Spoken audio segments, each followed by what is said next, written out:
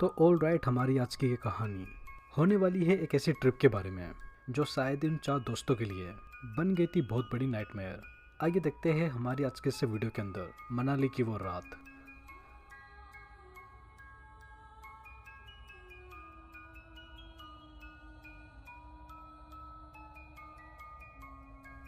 तो all right, story की starting last year दिसंबर के सर्दियों से स्टार्ट होती है, जिसमें चार कॉलेज के फ्रेंड जिन सभी के नाम आयशा, रोहित, नेहा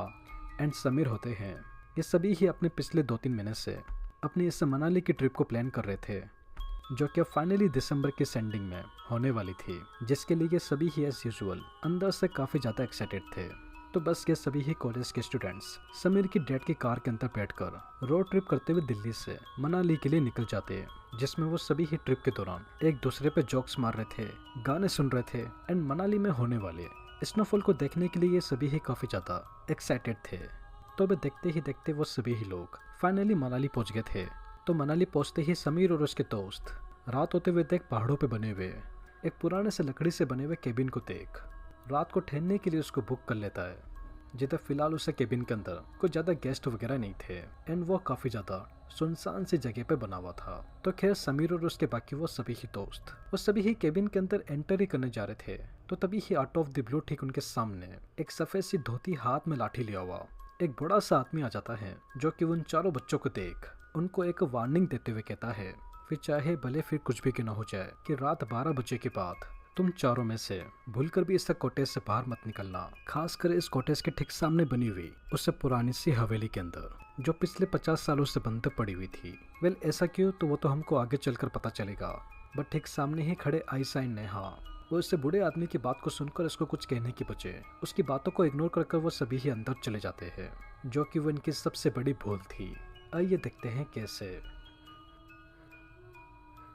तो अब रात होते ही समीर और उसके बाकी वो सभी ही दोस्त जलती हुई बॉन फायर के सामने बैठकर वो सभी ही कॉफी ही पी रहे होते हैं। तो उसी ही वक्त ठीक सामने ही बैठा हुआ समीर वो अपने दोस्तों को बताते हुए कहता है कि इस पहाड़ी के पास में ही बनी हुई एक पुरानी सी खंडर सी हवेली मौजूद है, जिसको ये अभी ही और से ही वक्त चलकर उसको देखने के लिए इन तीनों को कहता है, ताकि ये अच्छा सा एक एडवेंचर मनाली के अंदर कर सके। वेल समीर की इस बात को सुनकर सामने ही बैठे हुए रोहित एंड नेहा वो चलने को रेडी हो जाते हैं, बट समहाउ आयशा ये अपने दोस्तों के साथ चलने से मना कर देती है, क्योंकि इसको अभी भी वो बूढ़े आदमी की बातें कहीं न कहीं खटक रही थी। But meanwhile Rohit, Sameer and Neha ये आयशा को कन्विंस करके बोलते हुए कि वो आधे घंटे के अंदर ही घूमकर फिर से कॉटेज के अंदर आ जाएंगे, उसको भी अपने साथ लेकर ही चलते हैं, जो कि वो उनको मना नहीं कर पाती। तो केबिन के बाहर आते ही जंगल के रास्ते से होते हुए तेज हवाओं के साथ स्नोफॉल हो रही थी कि चारों अंदर से घबरा कर डरते हुए हाथ में टॉर्च लेकर जैसे तैसे ठीक सामने ही दिख रही वो क्रीपी से हवेली पे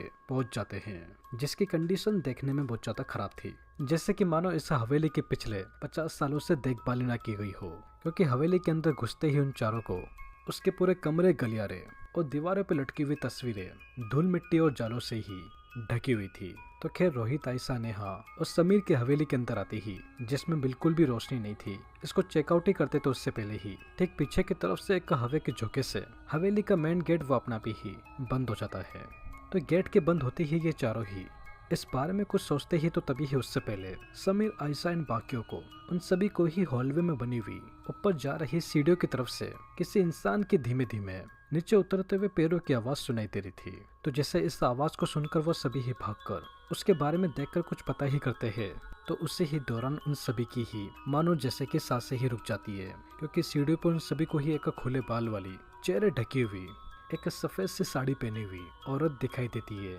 जो कि वो बहुत ही बुरी तरीके से, अजीब तरीके से हंसकर उन चारों की तरफ ही देखी जा रही थी। जो कि अब यहाँ पर चौंका देने वाली बात ये थी कि ये कोई नॉर्मल औरत न होकर बल्कि एक मरी हुई आत्मा थी,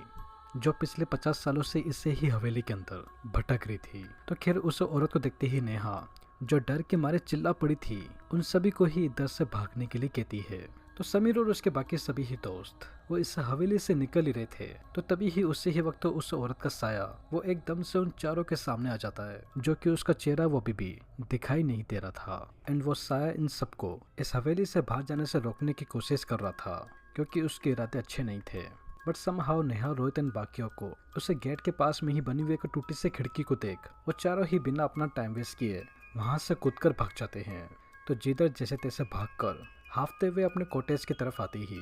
वो बूढ़ा सा लाठी वाला केयर टेकर जो कि बाहर ही खड़ा हुआ था, इन सभी ही स्टूडेंट्स की ऐसी हालत को देख समझ गया था कि ये कहाँ से आए हैं। तो वो इनको यहाँ पर बोलते हुए कहता है, समझाया था तुम सबको, वो हवेली वाली जगह उसकी है, जो उसको डिस्टर्ब करता है उसका कभी भी फायदा नहीं होता। पीछे वही टूटी हुई हवेली की विंडो से वो औरत अभी भी वहाँ पर खड़ी हुई थी एंड ठीक सामने ही बने हुए उसी ही कॉटेज की तरफ देखकर जहाँ पर भागकर वो सभी ही स्टूडेंट्स गए थे, उनकी तरफ देखकर मुस्कुरा रही थी। क्योंकि वो चारों ही स्टूडेंट्स नेहा, समीर, रोहित और आयशा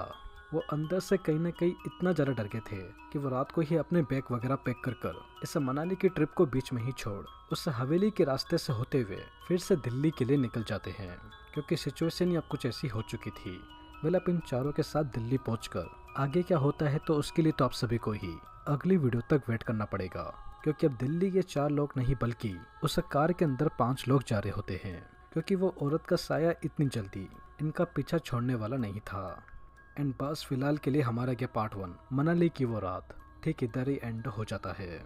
बाकी अगर आप सभी को ही ये पार्ट अच्छा लगा हो एंड आप इसका सेकंड पार्ट देखना चाहते हैं तो कमेंट्स करके जरूर बताइएगा। अब दोस्तों, अगर आप सभी को ये स्कैरी कंटेंट पसंद आया हो जो कि आपको इस चैनल पर डेली देखने को मिलेगा, तो प्लीज़ आप इस चैनल को थोड़ा सपोर्ट करना, because we are trying to do something new.